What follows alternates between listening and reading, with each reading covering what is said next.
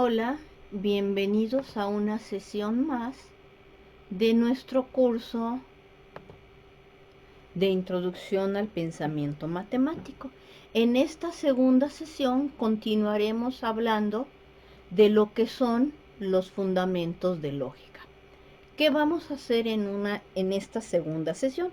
Bueno, ya en nuestra primera sesión dijimos que era una proposición desde el punto de vista de la lógica que vamos a usar en matemáticas y qué cosa no es una proposición lógica. Además, dimos los conectivos u operadores lógicos, negación, conjunción, disyunción, la implicación y la bicondicional, y dijimos cuando estos resultan ser falsos o verdaderos dadas nuestras proposiciones lógicas originales. Bueno, sucede que en algunas ocasiones nuestras proposiciones tienen enunciados equivalentes, ¿sí? Y entonces recuerdo que dijimos que dos enunciados son equivalentes si tienen la misma tabla de verdad, y cuando tengamos dos enunciados ya como fórmulas lógicas equivalentes, pues lo vamos a denotar con este símbolo para relacionarlos. Entonces, como mencionamos la clase anterior, pues la negación de la bicondicional es lógicamente equivalente a la disyunción exclusiva. Sin embargo, no es la única equivalencia lógica que tenemos. Por ahí alguien me dijo, oye, se comportan como las leyes de los signos. Sí, en efecto se comportan como las leyes de los signos, y esto nos van a estar dando más enunciados o proposiciones. Entonces, por ejemplo, tenemos ahora los siguientes enunciados lógicos. Dadas dos proposiciones lógicas P y Q, son equivalentes los siguientes enunciados. La ley de Morgan, que nos dice que la negación de la conjunción es igual a la disyunción de las negaciones. Entonces, esta primera ley de Morgan, que nos está hablando cómo se comporta la negación con respecto a la conjunción, es una equivalencia lógica. Desde luego, así como negamos la conjunción, podemos negar la disyunción y decir que la negación de la disyunción es igual a la conjunción de las negaciones. También tenemos que la implicación la podemos poner en términos de los otros operadores, que son la disyunción y la negación. Entonces, la implicación P implica Q es lógicamente equivalente a la disyunción de Q con la negación de P. Como esta es conmutativa, pues me da lo mismo primero decir la negación de P o Q que decir Q o la negación de P. También tenemos que la bicondicional es lógicamente a la conjunción de la implicación y su proposición recíproca. Y como consecuencia de las propiedades anteriores, tenemos que la negación de la implicación, que es negar este enunciado, y negar este enunciado pues es negar una disyunción, pues entonces me queda la negación de P, pero la negación de la negación ya mencionamos que eso es lógicamente equivalente a P, y la negación de Q, entonces dándonos esta implicación. Entonces, para esta ya no necesitamos construir la tabla, porque podemos basarnos en proposiciones lógicas previas. También tenemos que la negación de la bicondicional pues equivale a negar el enunciado 4, que es negar una conjunción. Entonces tenemos la disyunción de las negaciones, podemos aplicar el 5 y deducir de ahí esa propiedad. Entonces vamos nosotros a ver el primer enunciado. Los demás, bueno, vamos a ver uno usando los enunciados lógicos, pero quiero ver el original con las tablas de verdad. Entonces ya dijimos, una proposición puede tener dos valores de verdad, es decir, ser verdadera o falsa. Pero como estamos en la parte lógica, no le hemos dado ningún significado a P o a Q. Es decir, P y Q son dos proposiciones independientes, por lo que Q puede ser verdadera o falsa sin importar si P es verdadera, y puede ser verdadera o falsa sin importar si P es falsa. Bueno, pero si tenemos esta situación, sabemos que la negación de un enunciado o proposición tiene los valores de verdad opuestos a los de la proposición original. Entonces la negación de P va a ser falsa cuando P sea verdadera y va a ser verdadera cuando P sea falsa, mientras que la negación de Q será falsa cuando Q sea verdadera y será verdadera cuando Q sea falsa. También dijimos que la conjunción de dos proposiciones solamente es verdadera cuando ambos enunciados son verdaderos y en todos los demás casos es falsa. Luego entonces su negación, como tiene los valores de verdad opuestos a la conjunción, tenemos que la negación de la conjunción solo será falsa en el primer caso y verdadera en las demás. Por otra parte, si consideramos la negación de P junto con la negación de Q y la disyunción de estas, pues sabemos que la disyunción solo es falsa cuando ambos enunciados sean falsos y en cualquier otro caso será verdadero. Entonces aquí podemos notar que las dos últimas columnas coinciden, es decir, tienen la misma tabla de verdad y por lo tanto nuestras proposiciones resultan ser equivalentes. Vamos a hacer ahora lo siguiente.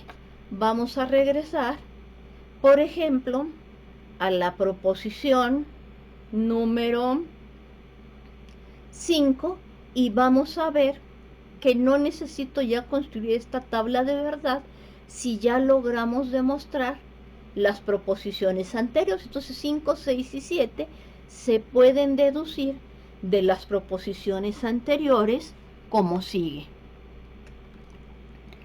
Entonces, ¿qué queremos?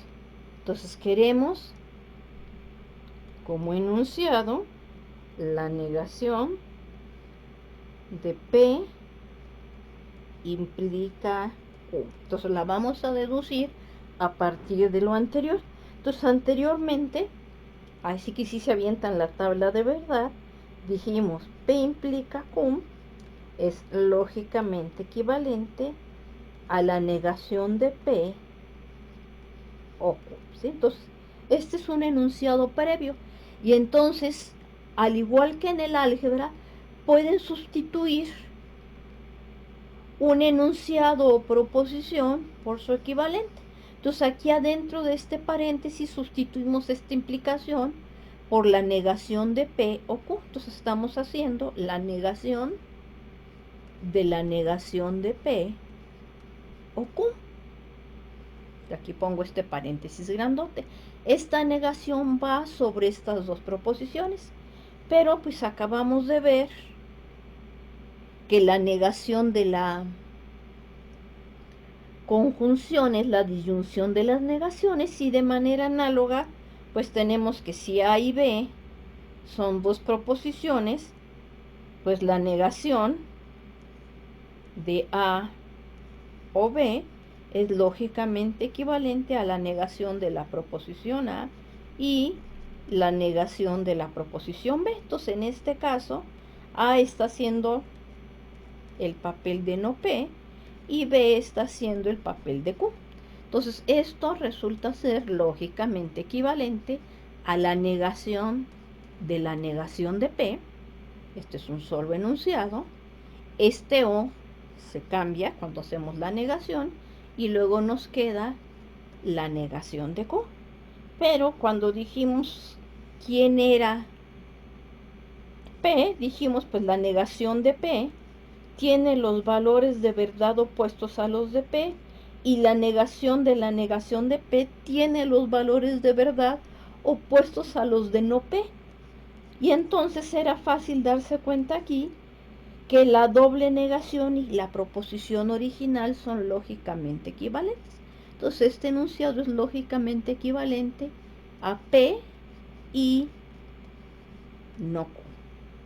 Y entonces aquí pues nos damos cuenta que no siempre es necesario construir la tabla de verdad para obtener una proposición equivalente a otra. Aquí fue algo automático y simplemente pues algunas sí las vamos a tener que hacer, otras no las vamos a tener que hacer explícitamente. Entonces regresemos a nuestro... Bueno, así como tenemos las equivalencias lógicas cuando tomamos dos proposiciones, pues podemos tener 3, 4 o incluso una infinidad de proposiciones y hacer operaciones lógicas con las mismas. Entonces, algunos ejemplos de equivalencias lógicas están dados en las siguientes leyes. Si tenemos tres proposiciones lógicas que vamos a llamar P, Q y R independientes unas de otras, ya que son son enunciados lógicos generales, pues sucede que la conjunción es una operación asociativa. También la disyunción de proposiciones es asociativa. Tenemos que la conjunción distribuye con respecto a la disyunción y la disyunción distribuye con respecto a la conjunción. Es decir, tenemos propiedades asociativas, como si fueran de la suma o del producto, y propiedades distributivas tanto de la conjunción con respecto a la disyunción y la disyunción con respecto a la conjunción, que se parecen a nuestra aritmética de que el producto distribuye con respecto a la suma, más no la suma con respecto al producto, ¿sí? Pero esta se parece a estas propiedades que tenemos. Y de nuevo, pues aquí, por ejemplo, podemos decir lo siguiente. Entonces vamos a ver nuestra pantallita. Entonces tenemos el enunciado P, I, Q y R. Entonces sabemos que Q y R es verdadero solo cuando Q y R como enunciados separados también son verdaderos. Y entonces P, I, Q y R sabemos que es verdadero si P es verdadero y al mismo tiempo el enunciado Q y R es verdadero. Y entonces podemos concluir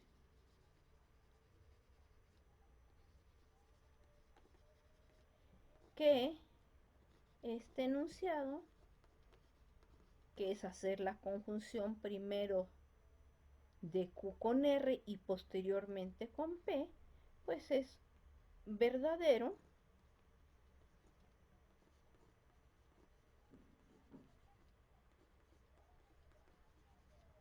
cuando las tres proposiciones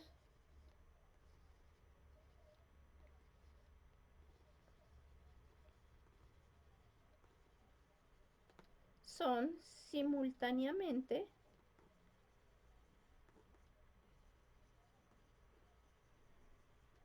verdaderas. Por otra parte, si hacemos primero la conjunción de P con Q, esta es verdadera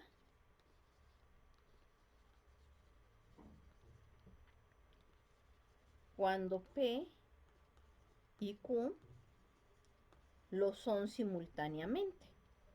Y entonces sabemos que la conjunción que estamos escribiendo de R con la conjunción de P y Q es verdadera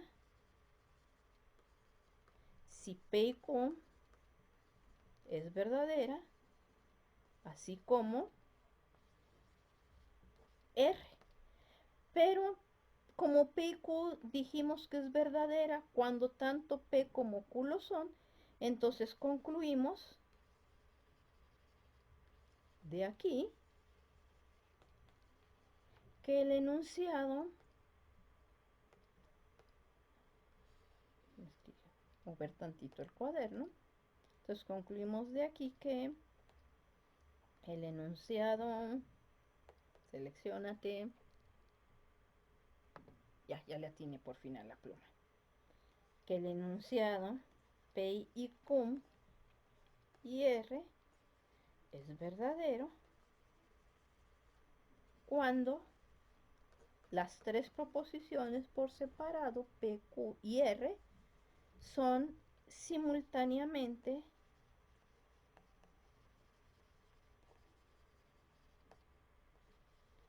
verdaderas. Es decir, concluimos exactamente lo mismo, que esta es verdadera si las tres proposiciones anteriores son verdaderas. Y entonces, por lo que acabo de mascar con asterisco, entonces podemos deducir que los enunciados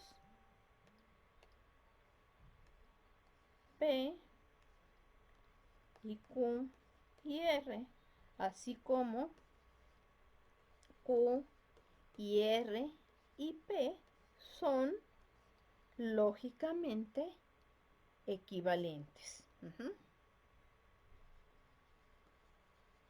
Entonces, esta fue nuestra conclusión. Claro que se puede hacer la tabla de verdad. Lo único que estoy haciendo énfasis es que no es necesario hacer siempre la tabla de verdad de todo el enunciado. De manera similar se pueden dar cuenta de la disyunción. Entonces, por ejemplo, vamos a ver una de estas conjunciones con respecto a la propiedad distributiva. Claro, lo podemos hacer simplemente haciendo los enunciados o con las tablas de verdad. ¿Qué sucede si lo quiero ver con las tablas de verdad? Bueno, cuando teníamos solamente un enunciado, pues tenemos solo dos posibles valores de verdad para nuestra proposición. O sea, si tengo solo una proposición, o bien es verdadera o falsa. Cuando teníamos dos enunciados, teníamos al desarrollar la tabla cuatro combinaciones distintas. Porque si P era verdadero, a Q no le importaba, ya puede ser verdadero o falsa. Y si P es falsa, a Q no le importa, igual Q puede ser verdadera o falsa. Entonces ahora si tenemos tres proposiciones, a R no le importa cómo son P y Q, a Q no le importa cómo son P y R, y a P no le importa cómo son Q y R. ¿Sí? Cada una puede ser verdadera o falsa independientemente de las demás. Y eso nos da 8 combinaciones posibles. Verdadero, verdadero, verdadero, verdadero, verdadero, falso, verdadero, falso, verdadero, verdadero, falso, falso, falso, verdadero, verdadero, falso, verdadero, falso, falso, falso, verdadero, o bien falso, falso, falso. Y sabemos que la conjunción de dos proposiciones solamente es verdadera cuando ambas proposiciones que están involucradas, cuando las proposiciones involucradas son simultáneamente verdaderas. Entonces, en este caso solamente pasa en el primer renglón y en el quinto renglón, como pueden ustedes ver. En todos los demás casos, al menos una de ellas es falsa. Y entonces, si hacemos ahora la disyunción de P con la conjunción de Q con R, tenemos que la disyunción, para que la disyunción sea verdadera, basta con que una de ellas sea verdadera. Pues aquí P es verdadera en los cuatro primeros, pues entonces esta disyunción es verdadera en los cuatro primeros. Pero también nos damos cuenta que esta conjunción es verdadera en el primer caso, que ya lo consideramos, y en el quinto caso. Entonces, sin importarme cómo es P, como Q y R es verdadera, pues la disyunción P o paréntesis Q y R, cierro paréntesis, resulta ser verdadera. Y en los otros casos, ambos enunciados son falsos, por lo que el resultado final es falso. Entonces, esta es la primera tabla de verdad del enunciado de la propiedad distributiva que estábamos considerando, disyunción con respecto a conjunción. Por otro lado, hacemos la disyunción de P con Q. Para que este sea falso es necesario que tanto P como Q sean simultáneamente falsos y solo lo tenemos en los dos últimos renglones. En todos los demás al menos uno es verdadero, por lo que la disyunción es verdadera. La disyunción de P con R solamente va a ser falso cuando ambos enunciados sean falsos, que son en el sexto y en el octavo renglón. Y ahora pues ya tenemos aquí solo dos casos falsos, aquí solo dos casos falsos, y si hacemos la conjunción, esta será falsa solo cuando, para que esta sea falsa, para que esta conjunción sea falsa, pues nos basta con que uno de los enunciados sea falso.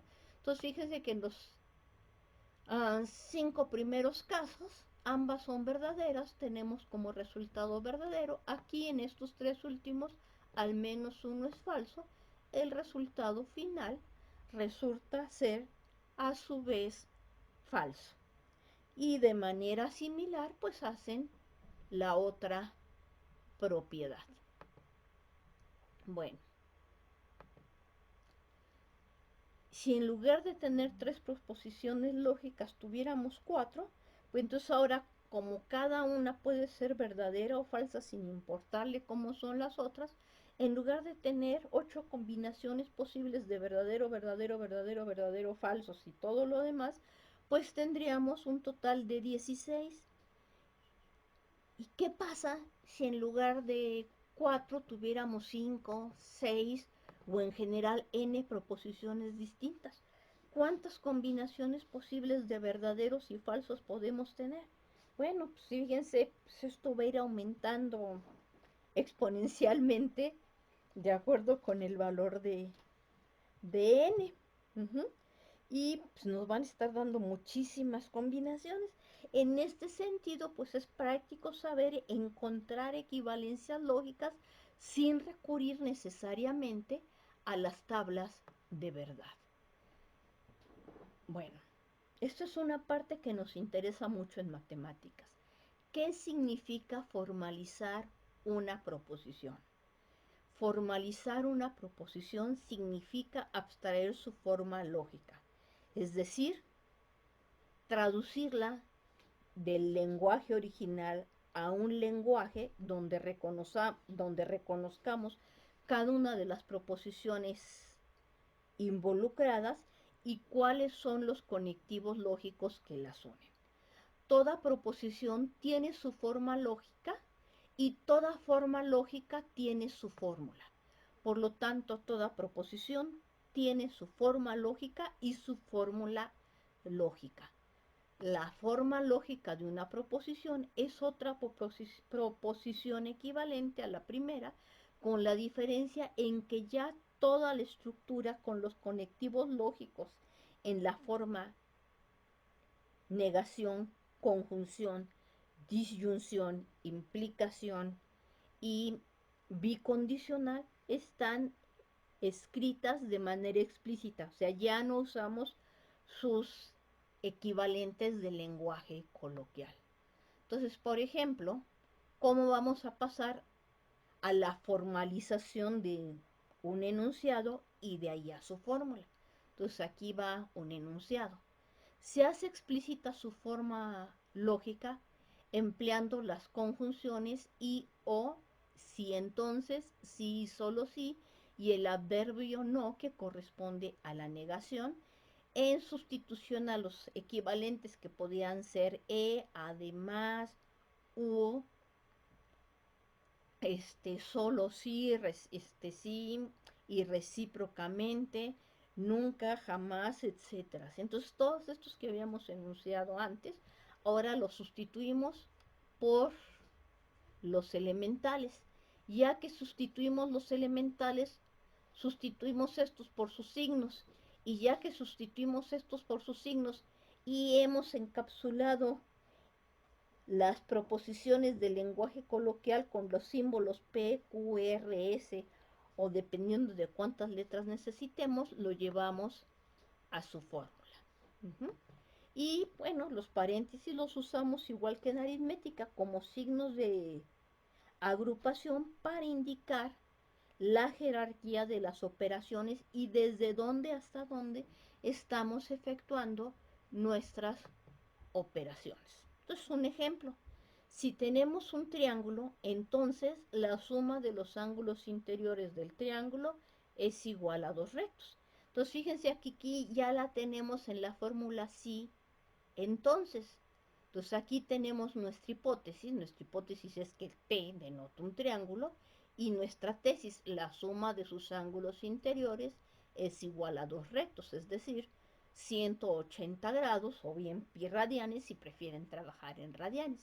Entonces aquí está, reconozco una proposición, reconozco la siguiente proposición y lo llevamos a su fórmula.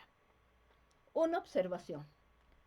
Este enunciado es un teorema de la geometría de Euclides, que la suma de los ángulos interiores de todo triángulo rectángulo es igual a dos rectos. Sin embargo, hay geometrías en donde este enunciado no se cumple. Una de estas geometrías es la geometría hiperbólica que utilizan en la teoría de la relatividad, y otra es la geometría proyectiva, que es la geometría que se deriva de los estudios de los pintores cuando empezaron a anexar los puntos al infinito. En la geometría hiperbólica, la suma de los ángulos interiores de todo triángulo es un número no negativo y menor que dos ángulos rectos, mientras que en la geometría proyectiva o en la geometría esférica, la suma de los ángulos interiores de un triángulo siempre es mayor que dos rectos. ¡Wow! ¿Sí? Entonces tenemos estos enunciados. Bueno, ¿qué va a ser una demostración o inferencia? Bueno, va a ser un razonamiento, una deducción o una argumentación. Entonces lo que vamos a hacer es derivar a partir de ciertos enunciados que vamos a considerar verdaderos y que conocemos como premisas, otra verdad que no es tan evidente o que hasta el momento no es conocida. Es decir, vamos a partir de una hipótesis y vamos a llegar a una tesis justificando cada uno de los pasos. Las premisas de una inferencia son proposiciones que ofrecen las razones por las cuales podemos aceptar esta conclusión. Preceden a las premisas en inferencias desordenadas, o sea que no siempre voy a poner en orden las palabras puesto que, ya que, pues, porque, siempre que, sí, etcétera. O sea, pueden algunas veces empezar, si pasa esto, entonces bla, bla, bla. ¿Sí? O sea, no necesariamente una demostración lleve estas palabras en este orden, las puede llevar en distintos órdenes. Y las conclusiones de los pasos anteriores van a ser inferencias que afirman bases sobre las premisas. ¿Y qué palabras van a venir acompañados con esto? Entonces, de lo anterior se sigue que luego entonces, por lo tanto, en consecuencia, podemos deducir, podemos concluir.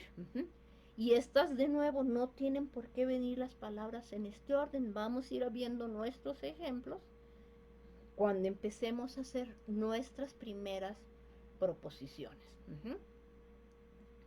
Entonces, todo esto es lo que acontece a la conclusión. La conclusión es mostrar que nuestra tesis es verdadera o refutar nuestra tesis. Y entonces estaríamos diciendo, oye, tu enunciado es falso. Y estaríamos escribiendo, por ende, otro nuevo enunciado. Entonces, por ejemplo, los postulados son proposiciones primitivas de la matemática. Luego, los postulados son proposiciones primitivas de la matemática o de la lógica, ¿sí? Entonces, si son proposiciones primitivas de la matemática, Como aquí tenemos una disyunción, si el enunciado es verdadero para el primero, pues va a ser verdadero para la disyunción.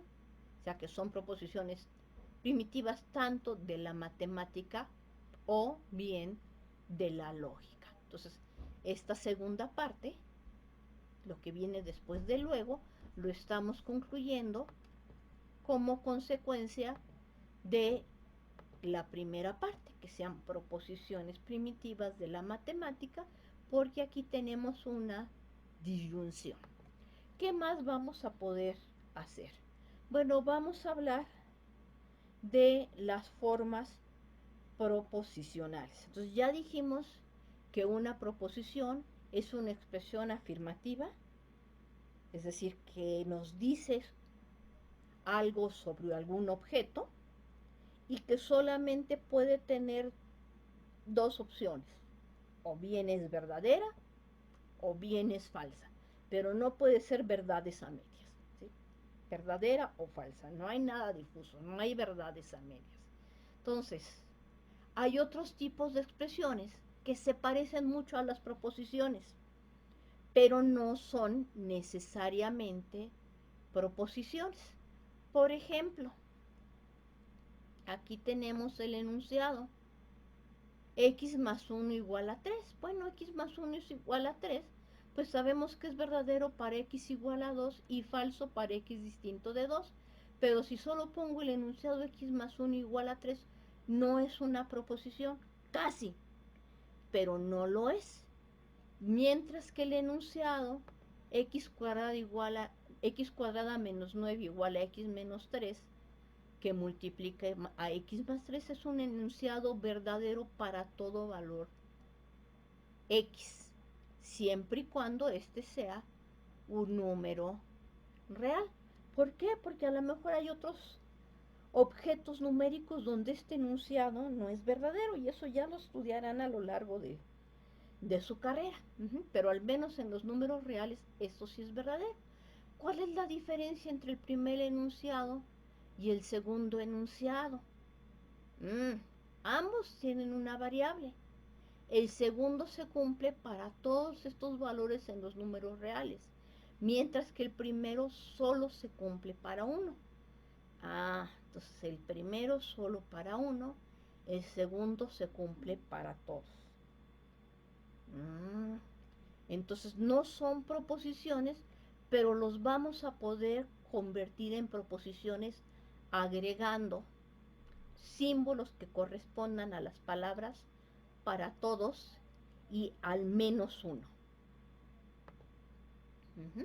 Entonces, ¿qué es una forma proposicional o proposición abierta? O una palabra que se me olvidó adjuntar, que es pseudo proposición. Algo que casi es una proposición, ¿sí? Finge ser una proposición.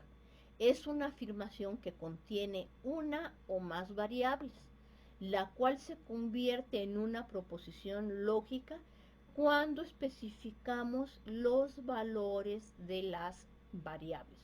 Las variables no necesariamente tienen que ser números, pueden ser otros objetos, eso lo iremos aprendiendo. Entonces, las formas proposicionales pueden contener dos o más variables, donde una variable es un elemento en una afirmación que puede ser reemplazada por un elemento de un conjunto U, que sería nuestro universo, el conjunto donde estamos tomando los datos del cual habla nuestro problema. Y la definición anterior no es completa en tanto que se refiere a las variables, las cuales aún no han sido definidas. Entonces tenemos que definir las variables. Entonces dijimos una pseudoproposición o proposición abierta no es una proposición hasta que no especificamos las variables. Entonces, por ejemplo, aquí decimos si n es entero par, entonces n cuadrada es par. Entonces aquí es una proposición del tipo P sub n, ya que el enunciado depende del valor que demos a n, implica Q sub n, donde este también es un enunciado que depende de n. Entonces P sub n es el enunciado, n es un entero par, el enunciado Q sub n también depende de n y es otro enunciado que puede ser verdadero o falso. Entonces me dicen, ¿cómo? Sí, mira. Entonces el enunciado P sub n nos dice n es un entero par. Pero este enunciado, para ser verdadero, requiere que especifiquemos n. Entonces, por ejemplo, si yo especifico el valor n igual a 1, pues sería 1 es un entero par. Entonces, este enunciado sabemos que es falso. El enunciado Q sub n es n cuadrada, es un entero par. Pues no sabemos quién es este enunciado hasta que no especificamos n. Entonces aquí el enunciado Q sub 1 sería 1 al cuadrado es un entero par. Este enunciado también es falso. Entonces el enunciado P sub 1 implica Q sub 1, pues de acuerdo con lo que vimos en las tablas de verdad, pues aquí tendría P sub 1, aquí tendría Q sub 1, aquí tendría P sub 1 implica Q sub 1. Dijimos, la implicación solamente es falsa cuando el antecedente es verdadero y el consecuente es falso. En cualquier otro caso, este enunciado es verdadero. Entonces aquí esto, si lo ponemos en lenguaje coloquial, aunque suene raro, es si uno es un entero par, entonces 1 al cuadrado también es un entero par. Entonces me dicen, oye, pero 1 no es par. Pues sí, pero tampoco 1 al cuadrado es par. De acuerdo con la regla, como ambos enunciados fueron falsos, estamos en este renglón. Este enunciado P sub 1 implica Q sub 1 es un enunciado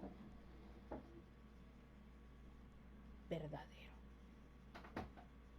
Por otra parte, si tomamos como n el valor de 2, entonces tenemos ahora P sub 2, el enunciado, 2 es un entero par. Ya nada más voy a poner, bueno, sí, 2 es un entero par. El enunciado Q sub 2 es 2 al cuadrado, que es 4, es un entero par. Entonces, en este caso, ambos enunciados son verdaderos. Entonces, P subíndice 2 implica Q subíndice 2 por la tabla de verdad que acabamos de ver. En la implicación, solo es falsa cuando el antecedente es verdadero y el consecuente es falso. En este caso, nuestro enunciado resulta ser verdadero a partir de las premisas anteriores. Entonces, no importa qué valor le pongamos a n, este enunciado se volvió verdadero. Ah, pero acabamos de decir algo muy importante. Acabamos de decir que el enunciado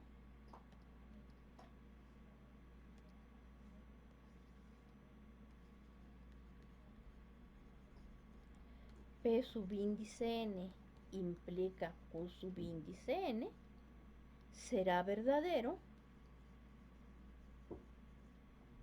para cualquier valor que demos a n. Bueno, tendríamos que probarlo. Pero si demostramos que esto es verdadero para cualquier valor que demos a n, tenemos un teorema. Entonces los números, acuérdense que se dividen, vamos a adelantar tantito. Entonces los números enteros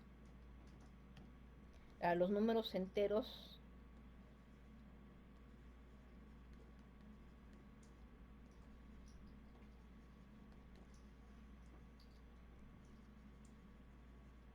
los solemos denotar con esta especie de letra Z doble. Entonces lo podemos dividir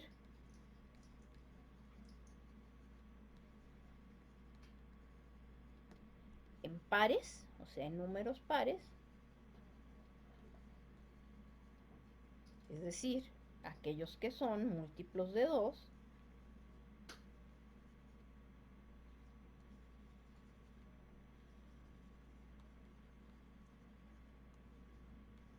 y números impares. Los números impares pues son los que no son múltiplos de 2. Entonces, mientras que un número par tiene la forma 2m para algún entero m, los números impares tienen la forma 2m más 1. ¿Por qué? Porque al dividirlos entre 2 nos queda residuo 1. Mientras que los pares al dividirlos entre 2 nos queda residuo 0. Entonces, fíjense ustedes que si ustedes toman un número par, entonces, por ejemplo, si n es par, pues n estamos diciendo que es un múltiplo de 2. Entonces, su cuadrado es multiplicar 2m por 2m, que por las propiedades conmutativas y asociativas sería 2 por 2m al cuadrado, si quieren 4 por m cuadrada, que de nuevo, al ser múltiplo de 2, es par. Mientras que si n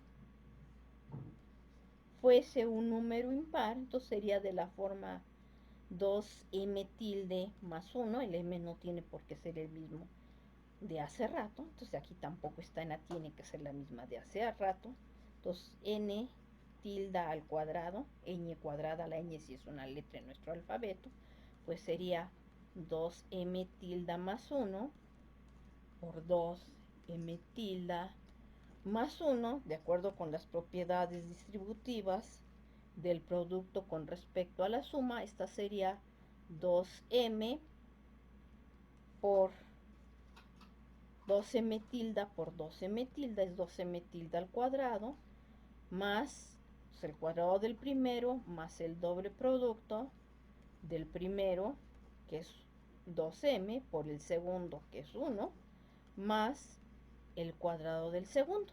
Entonces noten ustedes que en esta parte tenemos múltiplo de 2. O sea, aquí sería 2 por 2m tilde al cuadrado más 2 veces m tilde, y aquí tenemos un 1. Entonces, si mi número n tilde era impar, también su cuadrado resulta ser un número impar. ¡Ay, qué buena onda! Esta propiedad que mencionamos se cumplió para todos los números enteros. Y cuando eso pasa es lo que en matemáticas llamamos un teorema. ¿Sí? Entonces, esto que hemos enunciado en esta parte de aquí es un teorema. Pues oye, pero entonces aquí no me dijiste que eran todos, porque aquí yo pude haber probado para uno y para otro y para otro, y cuando termino si los enteros son infinitos. Bueno, entonces, ¿cómo debemos leer en realidad este enunciado?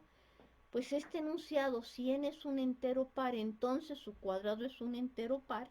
En realidad lo que nos está diciendo es que para todos los números enteros, si n es par, entonces su cuadrado también es par. Entonces este símbolo significa para todos, sea cualquier número entero, cumple la propiedad de que si él es par, su cuadrado es par. O equivalentemente, si él es impar, su cuadrado es impar. Entonces, este simbolito, que es una A de cabeza, se lee para todo y se llama el cuantificador universal. Entonces, mientras el enunciado, si n es par, entonces n cuadrado es par, no es una proposición, ya que tenemos que estar verificando dependiendo del valor de n, el enunciado para todo número entero se tiene que n par implica que n cuadrado es par, ya se convierte en una proposición lógica porque me está diciendo que se tiene que cumplir para uno y otro y otro y otro y otro, así hasta que agote a todos los números enteros, sean pares o bien impares. Entonces este enunciado para todo n en u, el enunciado P que depende de n implica el enunciado Q que depende de n, ya no es una proposición abierta o pseudoproposición o forma proposicional, que son tres sinónimos, ya es una proposición lógica. Entonces déjenme hacer de nuevo una observación. Entonces, por ejemplo, si consideramos como nuestro universo, ay, no seleccioné la pluma. Ok, si consideramos como nuestro universo los números 1, 2, 3 y 4, entonces, por ejemplo, nuestro enunciado P sub n puede ser, si n, no, pues puede ser n es primo. Y entonces, ¿qué significa el enunciado para toda n en u? P se cumple la propiedad P sub n. Entonces esto significa que yo tendría que verificar que el 1 es un número primo.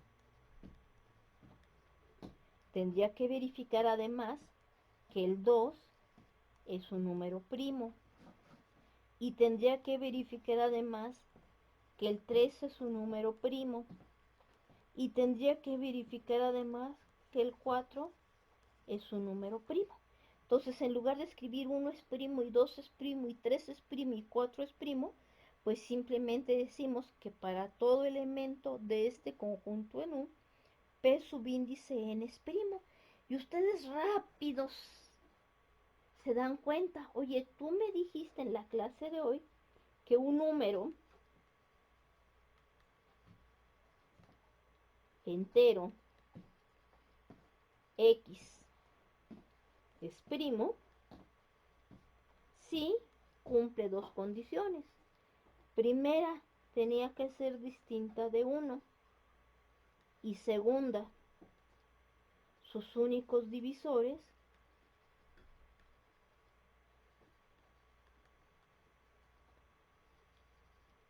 son 1 y el mismo. Entonces tú me dices, oye, si no puede ser primo, entonces el 1 sabemos que no es primo, por definición. Y también sabemos que el 4 no es primo, ya que 2 divide al 4, el 4 es un número par. Entonces, este enunciado que estoy poniendo aquí para toda n en u, P subíndice n, se cumple la propiedad P subíndice n, es decir, para toda n en u, n es primo, pues es un enunciado falso, porque hay al menos un elemento en u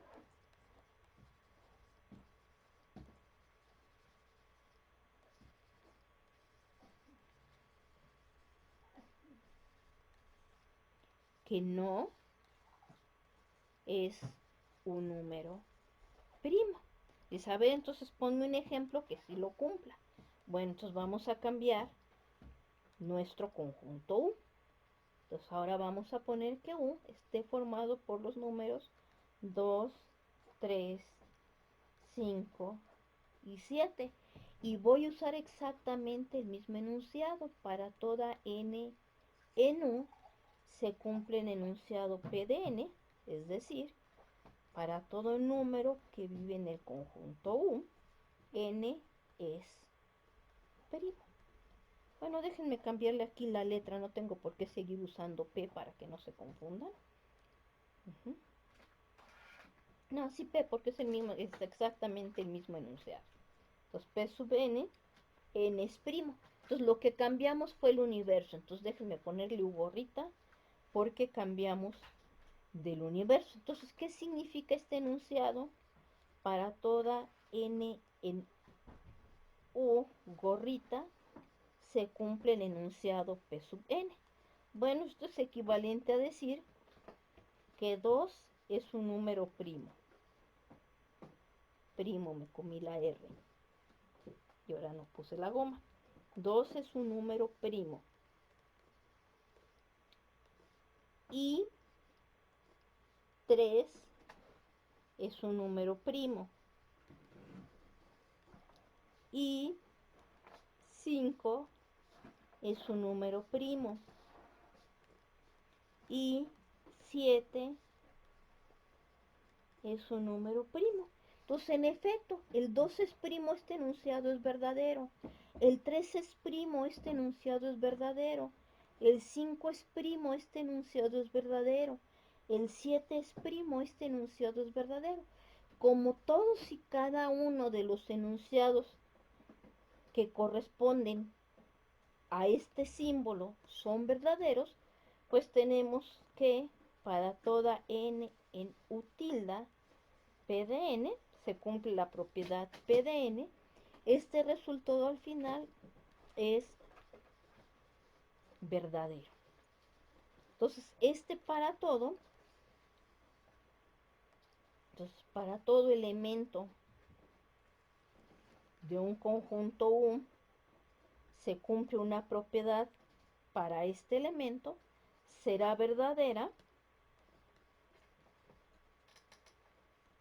cuando P subíndice alfa sea un enunciado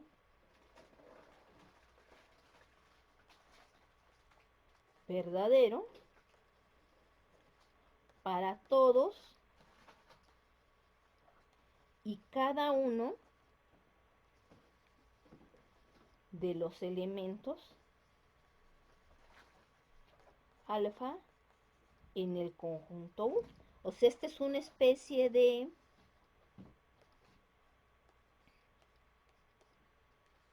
conjunción gigante. Los polacos, y no me acuerdo si también los rusos, en lugar de poner para toda alfa en U, pues ponen pues para toda alfa en U.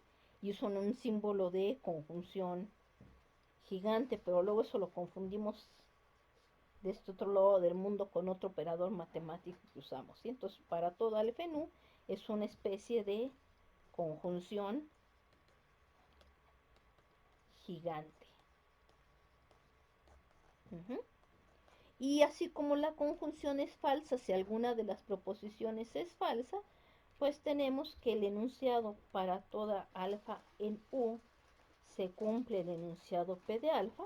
Esta será falsa si al menos, bueno, si hay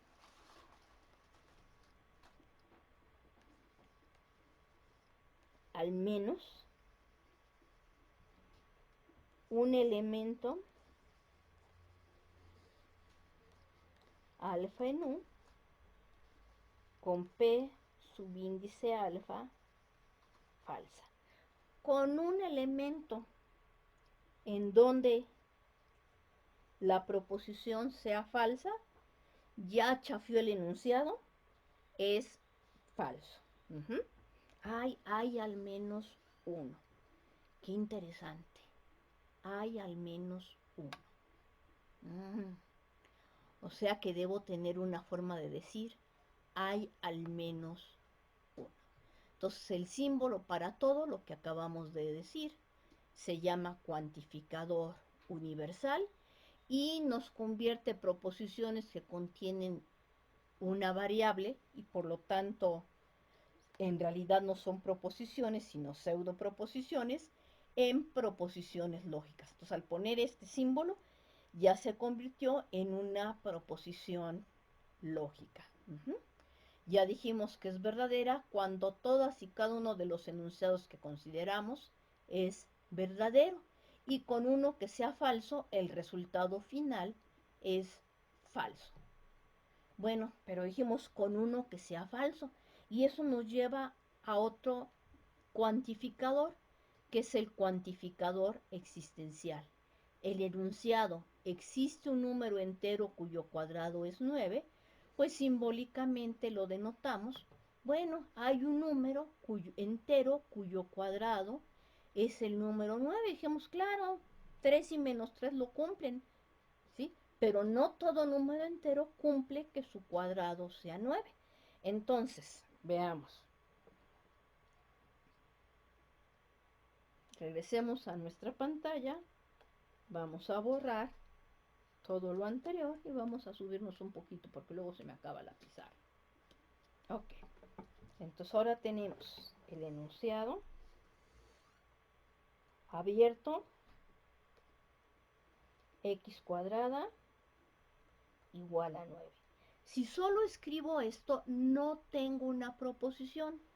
Esto es lo que dijimos que es una proposición abierta, no es una proposición lógica. Es una proposición abierta o pseudo proposición. Si yo pongo para cualquier número real, su cuadrado es 9, pues ustedes me pueden decir, este enunciado es falso. ¿Por qué? Porque, por ejemplo, si yo pongo el 1, pues 1 al cuadrado nos da 1, y 1 y 9 no son el mismo número. Entonces el enunciado es falso porque al menos un número no cumple eso. Entonces nos podemos preguntar, ¿hay algún número que cumple esta propiedad? Y entonces, ahora ponemos el enunciado. ¿Existe algún número real cuyo cuadrado sea el número 9? Y ustedes me contestan, claro que sí. El 3 al cuadrado es 9.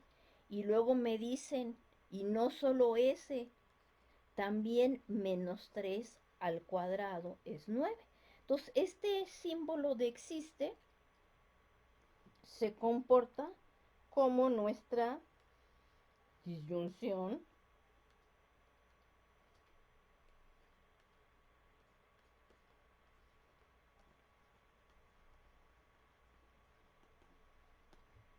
inclusiva o incluyente. O sea, porque puede permitir que el enunciado sea verdadero para más de un elemento. Entonces, existe algún elemento en tu universo que cumple una propiedad, pues se puede ver como estamos con la disyunción, puse la conjunción. Ok, entonces estamos con la disyunción. Se puede cumplir para uno o para otro o para otros. Y entonces es una disyunción gigante, pero no es excluyente.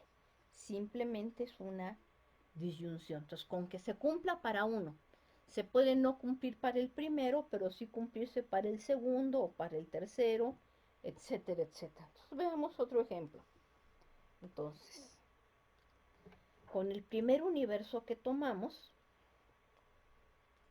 que era formado por los números 1, 2, 3, 4, pues ahora yo puedo decir, existe un elemento de un tal que n es un número primo. Y entonces si vemos la lista que tenemos aquí, ustedes me dicen, claro, mira, el número 2 está en tu conjunto U y además es primo. Entonces hay al menos un número primo en la lista. Y también el número 3 está en la lista U y es primo. Entonces no importa que el 1 y el 4 no lo cumplan. No estamos con el enunciado para todo, estamos con el enunciado existe. Entonces en este caso este enunciado es verdadero.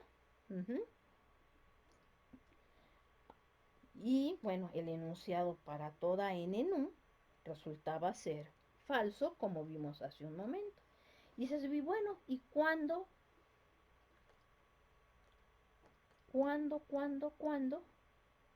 tu enunciado de este estilo es falso? Bueno, dijimos que la disyunción es falsa cuando cada una de sus componentes es falsa. Entonces vamos a cambiar nuestro universo. Entonces ahora vamos a volver a pensar en U tilde como nuestro conjunto de números 2, 3, 5 y 7. Y ahora, pues podemos decir, como enunciado,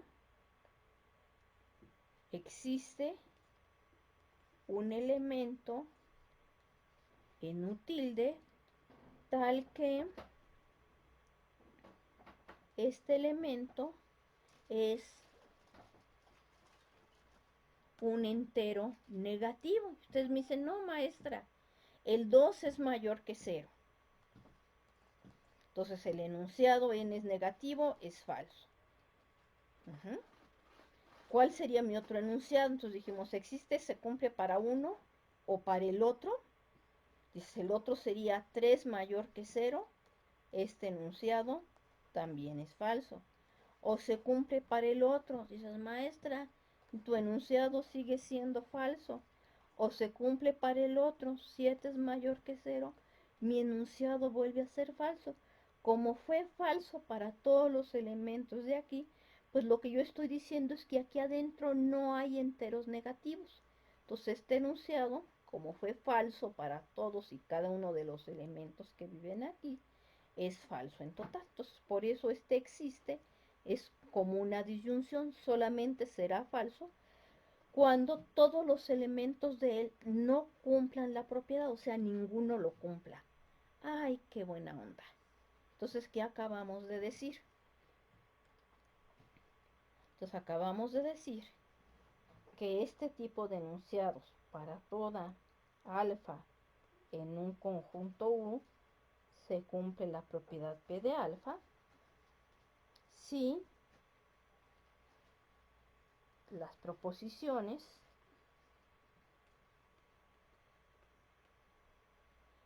P subíndice alfa son verdaderas para todos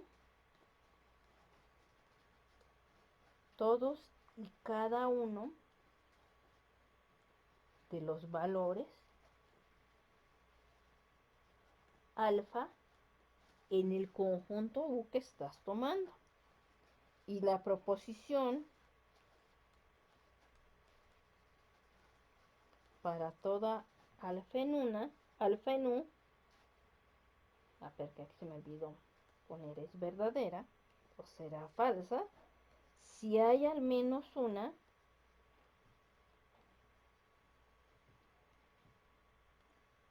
alfa en el conjunto U, donde P subíndice alfa es falsa. Con que haya una en el enunciado para todo, esto resulta ser falsa. Oye, pero si hay al menos una, entonces lo que estamos diciendo es lo siguiente. Estamos diciendo simbólicamente que existe un alfa en U para el cual no se cumple la proposición P de alfa. ¿A qué conclusión nos lleva esto? Pues nos lleva a la conclusión de que la negación del enunciado para toda alfa en U se cumple el enunciado P de alfa, es lógicamente equivalente a podemos encontrar un elemento alfa en U que no cumple la propiedad P de alfa. Y también del hecho de decir que el enunciado existe alfa en U que cumple la propiedad P de alfa es verdadero si hay por lo menos uno que cumpla la propiedad. Su negación es que nadie cumple la propiedad, pues estaríamos diciendo que la negación del cuantificador existencial, existe un alfa en U que cumple la propiedad P de alfa, es lógicamente equivalente a decir que no hay elementos en U que cumplan la propiedad P de alfa, ¿sí? O sea, ningún elemento de U cumple la propiedad P de alfa. Entonces esto se lee como todos los elementos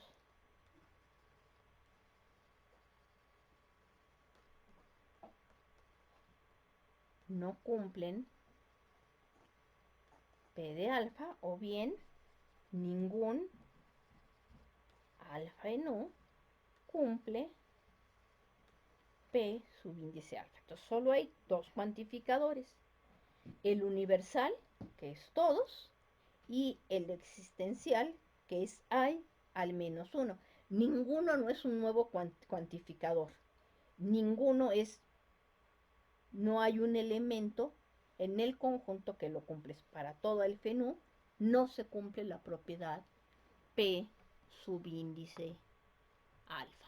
Entonces aquí ya estamos haciendo las observaciones. Si tenía una proposición abierta, Pn implica Qn, la podemos hacer una proposición lógica, ya sea agregando el cuantificador universal o bien el cuantificador existencial. Como uno es la negación de otro, pues por lo menos uno de los dos se va a cumplir, ya que dijimos que las proposiciones, una proposición y su negación tienen valores de verdad opuestos y solo hay dos opciones, o es verdadero o es falso. Entonces, si uno es verdadero, el otro será falso. Entonces, si la proposición Qn es verdadera para algún valor de n, entonces el cuantificador universal nos convierte, el cuantificador existencial nos convierte el enunciado en verdadero. Y si ninguno lo cumple, entonces nos convierte al cuantificador existencial en falso. Y esto es lo que acabamos de observar hace un momento. Entonces, con esta parte de aquí, terminamos esta leve introducción a la lógica. Y pues ahora lo que queremos ver es cómo usarla para poder hablar de propiedades en matemáticas. Entonces, aquí abajo les dejo un par de referencias bibliográficas. Esta la pueden conseguir virtualmente. Espero que todavía se pueda conseguir virtualmente porque ya la tengo desde hace bastante tiempo. Y bueno, este libro de Felipe nos sirve para este pedacito.